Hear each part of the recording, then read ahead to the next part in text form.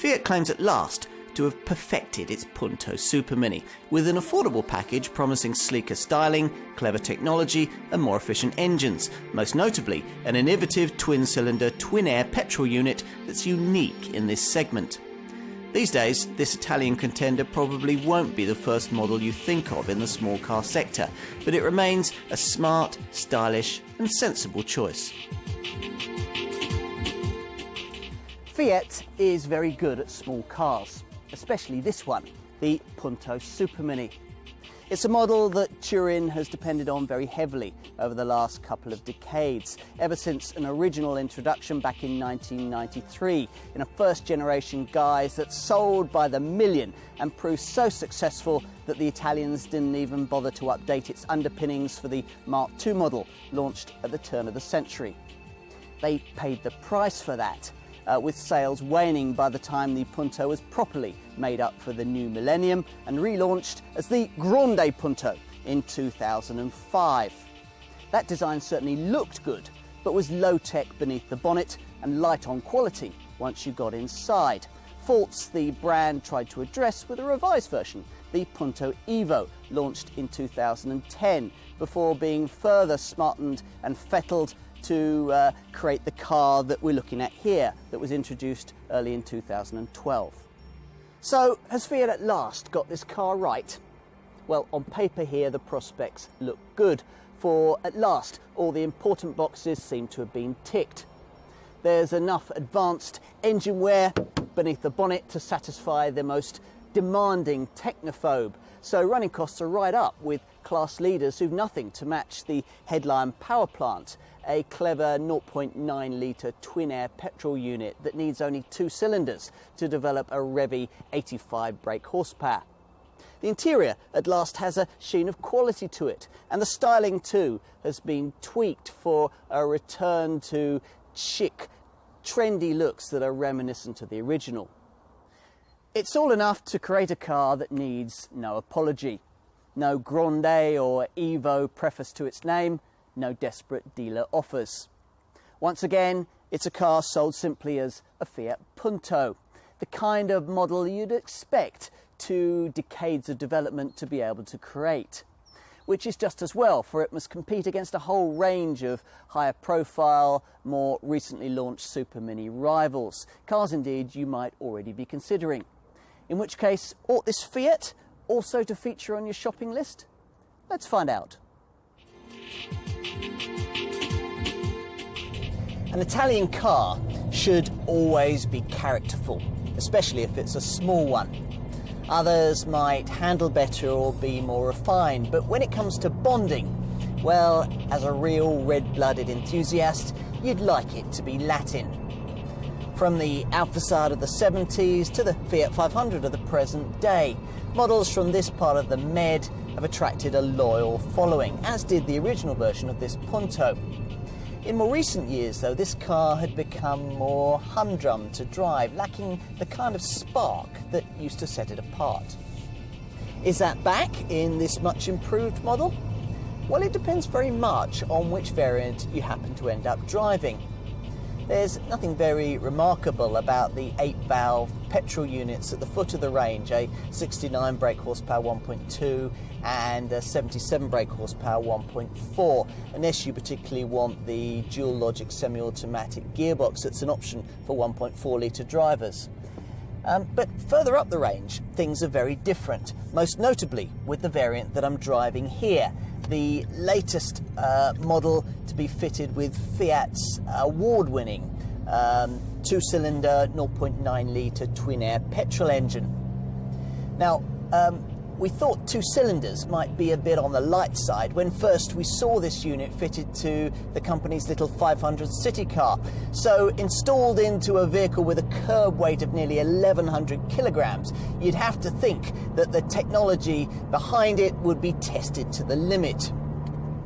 It is, but the confection still isn't without its appeal, especially as it's now mated to a 6-speed manual gearbox. Particularly if you accept the invitation to rev the thing and exercise all 85 of its braked horses. Enough provided you don't press this eco button on the dash that restricts torque by about 25%, to spirit you from rest to 60 in 12.7 seconds on the way to a top speed of 107 miles an hour. That's about as fast as you'd go in a comparable, a much more conventional 1.4 litre petrol engined Ford Fiesta or Volkswagen Polo. But the difference here is that you'd be going that quickly in a car that's about 40% cleaner and more frugal. That's a tempting combination.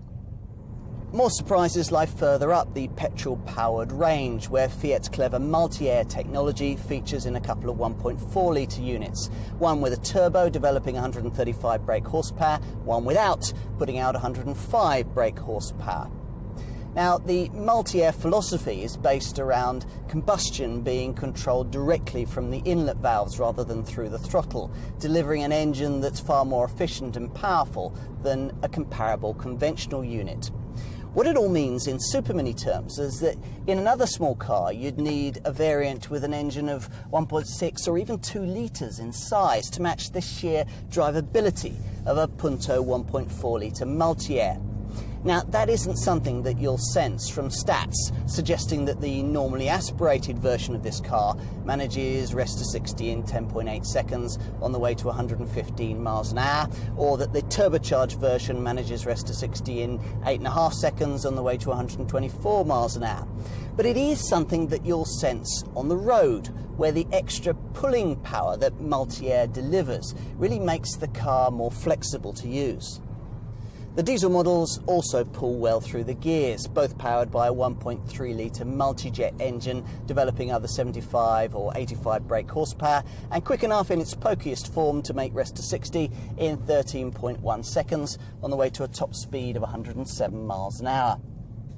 There's a great flexibility to it in town, particularly where you don't have to row the thing along with the gear lever. And urban driving is also where you'll most appreciate the very light steering with its clever city option.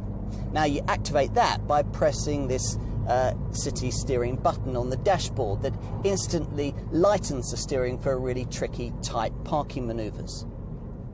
Which is great, but when you're out on the open road with the city option deactivated, it would be nice if the extra steering feel you then get gave you a more connected take on the tarmac.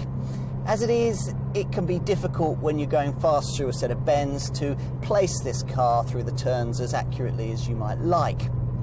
The ride's not bad though, unless you make the mistake of going for a variant fitted with a rather overstiff sport suspension. Ultimately, after all, this is never going to be any kind of hot hatch. Just a very credible, very efficient, and in many ways rather endearing modern supermini. Italian design always has been, and always should be, about style. The very first Punto was no great looker, but it did have a cheeky charm that small families loved. The Mark II model was smarter and more sophisticated, but one of Fiat's finest moments came with the introduction of the third generation version, the Grande Punto, in 2005, with its mini Maserati looks. And it's these that have supplied the inspiration for the car we have here. Redesigned bumpers that are colour-coded front and rear reprise the clean, effective looks that made the Grande model great and helped buyers overlook its ageing engines and plasticky interior. Problems that this improved Punto is thankfully no longer saddled with. Take the interior. To be honest, there wasn't much wrong with the original design that a better choice of colour, trim and materials wouldn't have put right. So that's exactly what's been tweaked. You've got a better seat fabric that's cooler to sit on in hot weather, and a nicer, more upmarket finish for the dashboard top with its curvy lines. Special praise needs to go to this steering wheel. It doesn't look anything too special, but with these lovely palm flanges and thumb rests, it feels just gorgeous to hold. In fact, you can get really quite comfortable here, thanks to supportive seats and a driving position that's hard to fault, courtesy not only of a wide range of steering and seat height adjustment, but also to well thought out ergonomics for the controls. It's a spacious cabin too, courtesy of one of the longest wheelbases in the class. How long? Well, 2,510 millimetres to be exact. That's, to put it in perspective, 21 millimetres longer than a Fiesta and a full 59 millimetres longer than a supermini like Citroën C3. That makes a genuine difference to rear seat accommodation, with this Punto offering good legroom, if not quite enough space to comfortably seat 3 adults. What is a bit more surprising, given the sleek teardrop shape, is just how much headroom there is here in the back as well. If there's a problem, it's that the extra wheelbase length has favoured people rather than packages, so the 275 litre boot is slightly smaller than some rivals can offer. It's worth pointing out, though, that if you do without the full-size spare wheel, there's extra oddment space beneath the boot floor, and that if you push forward the rear bench, the resulting 1,030 litre load bay is one of the very biggest in the class. Now, this Punto may these days be a relatively minor player in the British supermini sector, but that hasn't stopped Fiat from still offering a sprawling range of engine and trim options priced in the £10,000 to £15,000 bracket that's common to most Fiesta and Corsa class cars. Further complicating the buying decision is the existence of up to 30 different rival models, all offering a slightly different automotive take on a category of car that now accounts for over a quarter of all new car sales. I'll try and navigate you through the process. Let's start with value. Once you've selected a model and decided whether or not to pay the £600 premium to go from the 3-door body style to the 5-door Punto that I have here, then you'll probably end up with an asking figure that will save you a few £100 over most rival competitors. Which means that once you've taken dealer offers into account, you might very well end up being able to afford a smart, plush trim level like this one for the same money you'd pay for a poverty spec entry-level Fiesta, Clio, Yaris or Peugeot 208. That's tempting. But personally, if value pricing left me some budgeting leeway, I'd be thinking first about engines rather than trim levels. You see, the bottom end 8-valve Punto petrol power plants, a 69 brake horsepower 1.2 and a 77 brake horsepower 1.4, represent Fiat's older, less efficient under-bonnet thinking. More recently, the brand has developed a range of far more advanced units using what it calls air technologies. Now, you'll find these priced between £12,000 and £15,000 in the mid to top section of the Punto portfolio. A couple of 1.3 litre multi-jet diesels, this revolutionary 2-cylinder 0.9 litre TwinAir petrol unit, and a Pokia 1.4 litre multi-air engine available with or without a turbo. Now, think carefully before automatically going for a diesel, as both the TwinAir and the multi-air units are a lot more frugal than you'd expect from petrol power. Now, whichever Punto model you end up choosing, most of the basic equipment features you'd expect to find will be in evidence. That means things like electric front windows, a height adjustable driver's seat, remote central locking, a trip computer, daytime running lights and an MP3 compatible CD stereo. Avoid the entry-level model and you can also expect niceties like alloy wheels, air conditioning and electric mirrors, as well as the 60/40 split folding rear seat back that really should be standard across the lineup. I'd also want to keep some cash back for the clever Blue and Me infotainment system, accessible via a neat 4.3-inch colour touchscreen that plugs into the dash top or can be removed to act as a portable navigation system. Through this, you can Bluetooth or voice activate your phone, connect in auxiliary devices via USB or AUX in sockets to the stereo, or control a TomTom Live satellite navigation system, either using your voice or through buttons on the steering wheel. As for safety stuff, well, all models get twin front and curtain airbags, and all but the most basic variant have a driver's knee bag too. It's a pity, though, that you have to pay extra on most models for side airbags and ESP stability control. As a potential Punto purchaser, I'd certainly want ESP to be included. Anti-lock brakes, of course, are standard across the lineup, and at the top of the range there are thoughtful touches like adaptive cornering lights that turn with the bends. Oh, and a touch I really like is the way the front fog light flashes with the first indicator blink to help you better advertise a lane change manoeuvre. When it comes to running costs, the rather curious theme that's common throughout the Punto portfolio is that the more powerful engines cost less to run. So the 85 brake horsepower 2-cylinder TwinAir petrol engine that I'm driving here is much cleaner and more frugal than either the 69 brake horsepower 1.2 litre petrol unit or the 77 brake horsepower petrol 1.4. So this TwinAir manages 67.3 miles to the gallon on the combined cycle and puts out 98 grams per kilometre of CO2. That's provided you press this eco button on the dash that cuts the torque delivery by about 25%. Power also equals parsimony when it comes to the 1.4 litre multi-air petrol models, the 135 brake horsepower turbo shading the 105 brake horsepower normally aspirated unit. So the turbo returns 50.4 miles to the gallon on the combined cycle and 129 grams per kilometre of CO2. But of course, if cost of ownership really is top of your list of Punto priorities, then you'll be needing a diesel. And Fiat knows a thing or two about building for the black pump. This is, after all, the brand that pioneered direct injection diesel technology back in the 80s and brought us common rail diesel technology in the 90s. Today, its second generation 1.3 litre multijet units are also industry leading, or at least the more powerful of the two is the 85 brake horsepower unit. In 75 brake horsepower form, the returns are really unremarkable. You get 68.9 miles to the gallon on the combined cycle and 108 grams per kilometre of CO2. But if you opt for the 85 brake horsepower 1.3 multijet, then those figures are usefully improved to 80.7 miles to the gallon on the combined cycle and 90 grams per kilometre of CO2.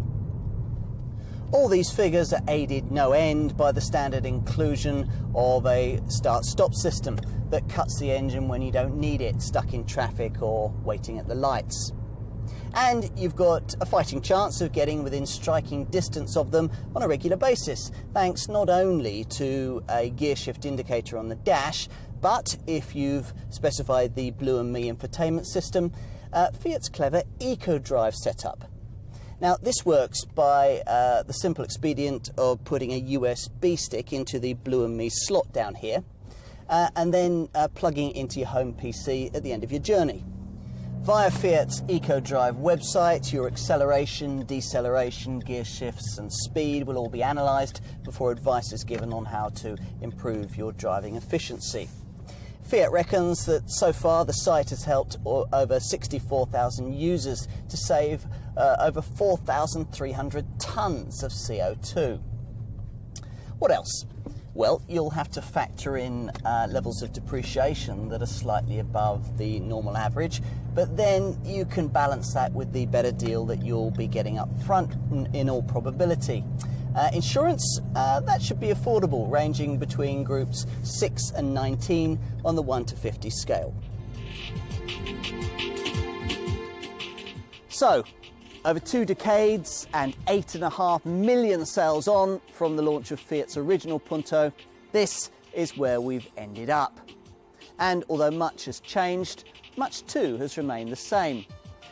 Just like the 1993 original, there's a cool, classless character here that usually evades most modern superminis. This, one of the few small cars that would fit in at just about any social engagement with no justification sought nor required.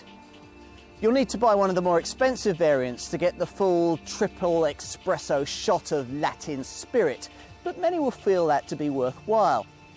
Think of it like this. You could buy a German suit that was made of some fantastic breathable, water-resistant, stain-repellent super fabric, but looked a bit square. Or you could buy an Italian suit which was, well, just a damn great-looking suit. You get the point. which is why this car makes so much more sense in the metal than it will do on the preconceived page of your supermini shopping list. You'll have started that probably by considering more modern designs. Peugeot's 208 perhaps, Kia's Rio, maybe Ford's latest Fiesta, overlooking perhaps just how much this Punto has lately been perfected with class-leading engines, smarter styling and extra equipment. Fiat, I think, have done enough for you to give this car a second look. Try one and you might be glad you did.